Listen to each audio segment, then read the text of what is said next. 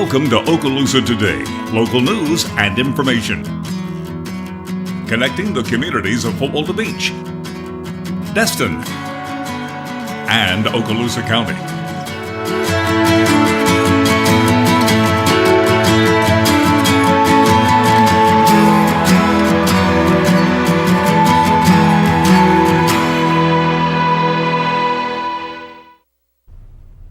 Hello and welcome to Okaloosa Today show. This is a show connecting you with the community of Destin, Fort Walton Beach, and all of Okaloosa County. I'm Kathy Newby, Public Information Officer for Okaloosa County, and today our guest is brand new commissioner, and I think the youngest we've ever had, Nathan Boyles. Welcome to the show, Nathan. Good morning. Thanks for having me, Kathy. Well, speaking of his age, you were just selected among 40, which is a big number, so of those 40 business leaders under 40 who are making a difference in their region. And of course, this was across 16 counties in Northwest Florida, so pretty significant. Congratulations on that. Well, thank you. It was exciting. It was quite an honor. I'm not sure if it was well-deserved or not, but I'll certainly take it. Well, I know you are very active and busy so far as a commissioner, and I want to congratulate you on your election as commissioner as well. You started in November with your swearing in. You had your whole family there, and your young son, Bo. That's right. And we're going to start really by letting our citizens get to know you a little bit better. So why don't you tell us a little bit about you and your family? Well, if those folks are around here during the campaign process, they probably already have had quite enough of it. Well, and you're a native too. That's you're right. a native, so that's kind of a rare thing as well. That's right. I was born and raised here in Okaloosa County. I'm a Baker boy, went to Baker High School. My wife and I live out towards Wilkerson Bluff Road, which is kind of halfway between Holt and Milligan. Some of the folks from up that way will know where that's at. And we've kind of chosen to stay here, raise a family. As you mentioned, we've got one child. His name's Bo. He's going to be 1 year old this week, actually. So we're preparing for a big 1 year birthday. But I'm an attorney in private practice in Crestview. I have a little title company and some other business interests, and have kind of made my way right there in downtown Crestview, and committed to this community, and excited to be undertaking a new endeavor on the Board of County Commissioners. Well, that's great, and we're happy to have you. You wanted to talk today about several issues going on in the county, so let's start with garbage and recycling. So what do you want our residents to know about what's to come in that area? This is exciting. This is kind of an issue that's a little bit near and dear to my heart. I went to school to be a civil engineer before I decided to go into law school, and so I actually, as part of my undergraduate degree, went and did tours of some of the facilities, including the Spring Hill facility, which I think receives some of our waste from Okaloosa County, our solid waste, and toured transfer facilities and learned much about the process and the design of landfills. And so this was an issue that I had been watching really on the campaign trail. It's an issue that I think it's been on the table in Okaloosa County for quite a while. Right. We've had this 111 pilot study that was conducted in the Shalimar area, and that was an effort to evaluate whether or not we should move to a program that paired a bigger recycling can together with once a week trash pickup, once a week recycling pickup. Well, and it's important to mention that the state is going to require us to provide a more balanced approach in this area. So, you know, this isn't something that Okaloosa just decided to do. This is something that we have a goal we have to reach according to the state regulations. That's right. I think it's 2020. Right. They say we've got to have, I believe it's either 75 or 80% recycling requirement. Right now, as I understand it, there aren't any real penalties in this statute for noncompliance, but that's subject to the legislature's whimsy, and that may well change between now and 2020. And I think given the fact that the legislature set that bar, it's important that we take it seriously and begin working towards that goal. Well, and it does save our landfill space. I mean, it is good for that, among many positive reasons to do it. So around here oftentimes don't realize that we don't have a landfill for that type of waste in Okaloosa County. If you know your bag of trash that comes out of your kitchen and goes to the garbage can, there is nowhere in Okaloosa County where that waste can be legally disposed of. It's got to be transferred out of our county for that end disposal. By truck or... That's right. So what we do now is we take it to a transfer station. It gets loaded onto a big 18-wheeler, and most of that gets hauled over to a rural area east of here, Spring Hill area, and disposed of in a big landfill that's in a community out there. But the truth is that it's become very difficult to permit new landfills. Nobody wants one in their backyard, for quite understandably. In fact, I think there was a push some time ago in Okaloosa County to open a new facility in the north end, and the residents simply were unwilling to allow that in their community, again, understandably. But we have to recognize that if the facility where we currently send our waste, if those residents ever decide that a landfill is no longer right for their community because they've grown or changed over time, we may no longer have that option to dispose of our waste. Or if we run out of space. That's right. That's absolutely right. Those landfills are that community's taking waste from many other counties across the state, not just ours. Right. And so I think we have to be working towards finding a way to transition from your waste stream, which is something that you have to pay to dispose of, to a recycling stream, which is actually something that you can be paid to dispose of. And to me, that's the big difference. It actually comes down to economics at the end of the day. Trash, we're always going to have to pay to have somebody to take that away from us. Right. But recyclables, many of those goods are a commodity, whether it's cardboard or newspaper or aluminum, that have actual value in the secondary commodity market. Yeah, especially cardboard. It's one of the high-end recipients of the money. So, well, okay. So we've had the trial, we've had the study. Yeah. What's next? Well, there was the trial period was completed in Shalimar of the 111 program. My opinion is that was undertaken very scientifically by the county and our partner, Waste Management. They developed data from that study that showed a substantial reduction in overall waste going to the landfill and an increase in that recyclable commodity, which again, setting aside the issue of recycling is good for the environment, that's a stream of income for the county. And we did a survey that indicated overwhelmingly that the folks that had participated, that responded to the survey, felt that the 111 program was worth keeping. Unfortunately, there was some feedback from, I think, a vocal segment of the community that did not want to see that 111 program expanded throughout the county to the entire franchise area. And so we as a commission, that was actually, I think, at my second or third meeting, it was one of the first real contentious votes that I got to participate in. There was a 3-2 vote that determined that we would not extend that program out through countywide. So we've got some time, and so also we've been going through negotiations with Waste Management. That's right. So, and I know that there have been meetings. Is it going to be something on a future agenda? Where do we stand right now, and where is this? What do we have to look forward to, Nathan, as far as this goes? I can't speak for the other commissioners, but I can say that I've received a tremendous amount of feedback from the community since we took that vote, and overwhelmingly it was from folks who said we were quiet before, but we really appreciated the 111 program and we would like to keep it. Unfortunately, they were quiet, beforehand, and have made those concerns known to us after the fact. But I think that we will see. I hope that we'll see our partner, Waste Management, bringing back a proposal in the near future that might be something that both sides of the issue can live with, that will allow us to begin to transition now towards a more of a recycling-based program to get ahead of that 2020 curve. Right, that sounds good. So we will stay tuned on that. Next, we are going to talk about the Restore Act, another hugely important issue for all of our residents in the county. For the first time in a very long time, we have some funds that are going to assist us in economic recovery. Of course, this is from the Gulf Coast States Act of 2012 and penalties levied for the Deep Horizon oil spill.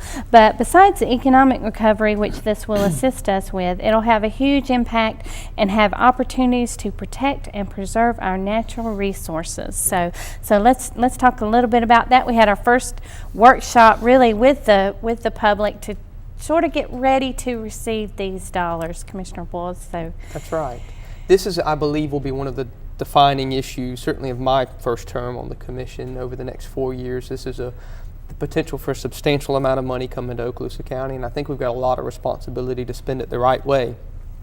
Reasonable folks can disagree over what the right way is, and that's what we're trying to sort out now. So last night we held a meeting, a workshop, that allowed for public input. We made no decisions at the workshop. It was simply a way of kind of building consensus amongst commissioners and receiving that input from the community. And the goal is to establish a committee that will ultimately make recommendations back to us as the commission on how those funds that the county may ultimately receive should be spent within our community to both improve our economic situation and for both environmental concerns as well.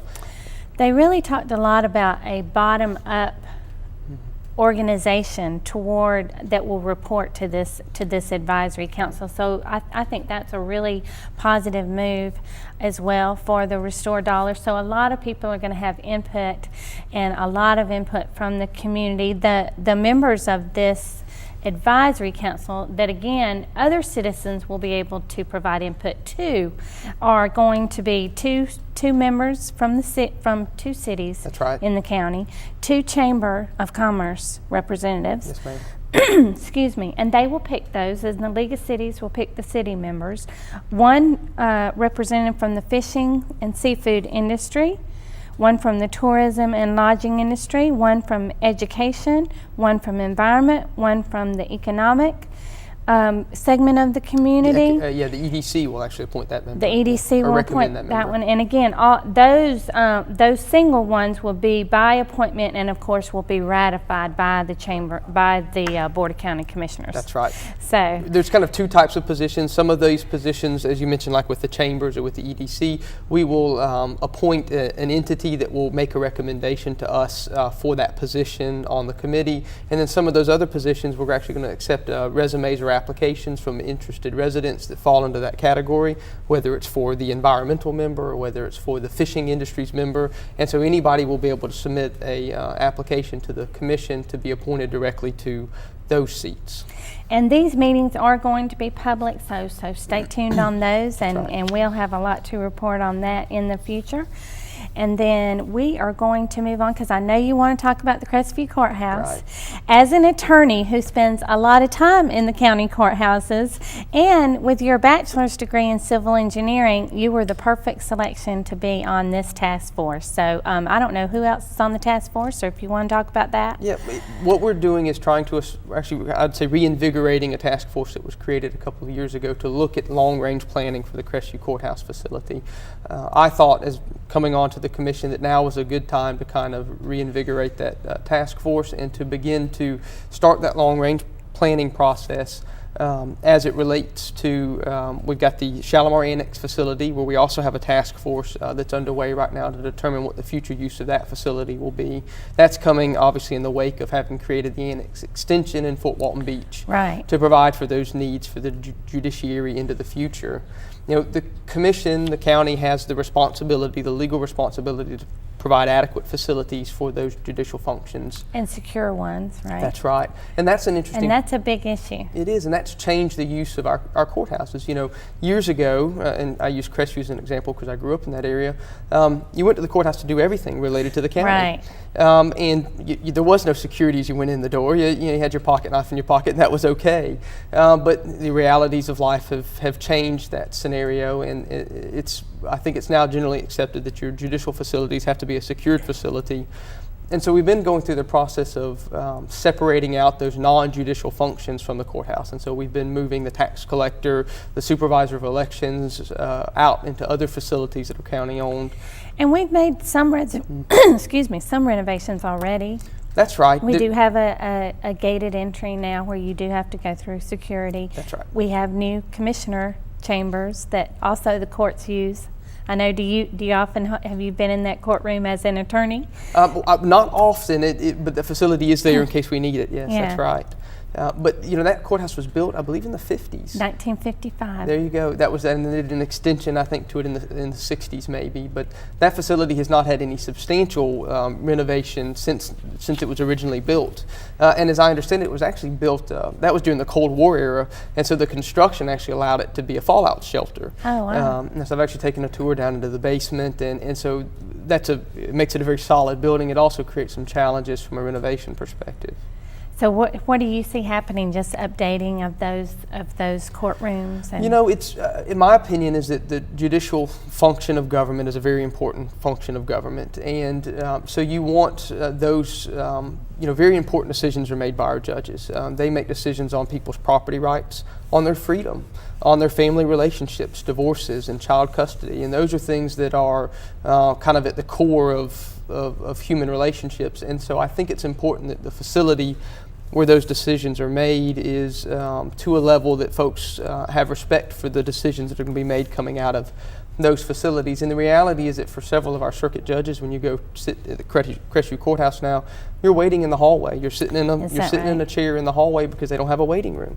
The facility is just, with the changing times, with security and other requirements, the growth of the community on the north end, that facility as it currently is laid out is not adequate for that, for the load and level of service that needs to be provided. Well, let's touch on really quick before we have to go, Commissioner Boyles, on the funding of this. Now, this is normally, I believe, in budgetary meetings, that this is coming from court fees. So this is from judicial court fees that are generated that are going to help pay for this. This has been in our reserves already for several years as we've been trying to move through this process and get things moving in that direction and make some of the renovations we've already made. Is that correct? That's correct. There will be funding challenges as we look forward, and that's why we're starting this process now. It doesn't mean that work will be happening anytime soon, or maybe never, depending upon what the will of the commission is in the future. But if we don't start that process now, then when the money does become available, we won't have a plan. Well, thank you so much for joining us today. That is a great update from your new County Commissioner, Nathan Boyles, and we'll be right back with a public information update.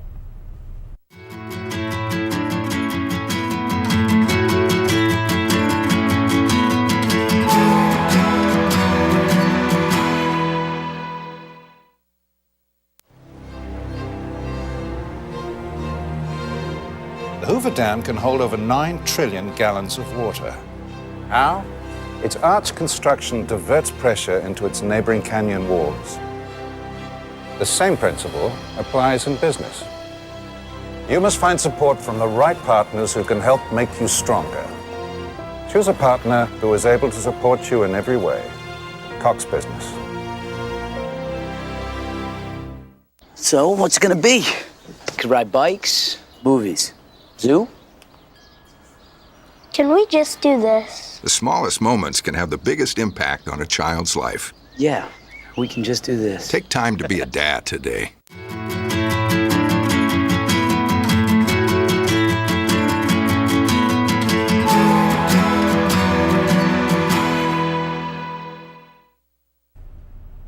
Welcome back to Okaloosa Today Show. This is your public information update. Again, I'm Kathy Newby, Public Information Officer. Governor Rick Scott appointed Emergency Management Coordinator Ken Wolf to the State Emergency Response Commission, among 2 other state appointments this week. So good news for our own Okaloosa County Emergency Management. I'd also like to remind you that Northwest Florida Regional Airport has direct flights to Washington, D.C. on U.S. Airways. So visit vps.com or usairways.com. And also, speaking of the airport, the USO Freedom Lounge at the Northwest Florida Regional Airport is an important addition as well. They served 30,695 guests in 2012 and answered 13,291 information questions, almost 100 a day. And this space began as a storage room that is now our USO Freedom Lounge. So thanks to many community volunteers again, and our Chambers of Commerce and the airport for our USO Freedom Lounge that's doing great work for our military. Also, Florida lost 23 in the year 2012 of our fallen military heroes. So I ask everyone to remember those heroes in this very military community that we live in. The military needs our support, and again, thanks to our USO Freedom Lounge volunteers. The Heritage Museum of Northwest Florida is seeking volunteers. Give them a call at 678-2615. And the Destin History and Fishing Museum's Brick Paver campaign, Footprints in the Sand, is a way to honor family and friends. So contact them. It's $75, and you can call 837-6611. And I think we have the museum director, Jean Melvin, there with some of her volunteers in front of the Footprints of Sand for you. And then remember to visit our Facebook page at Okaloosa Viva Florida 500 and keep up with the activities for Florida's 500th anniversary. Next up is the City of Destin.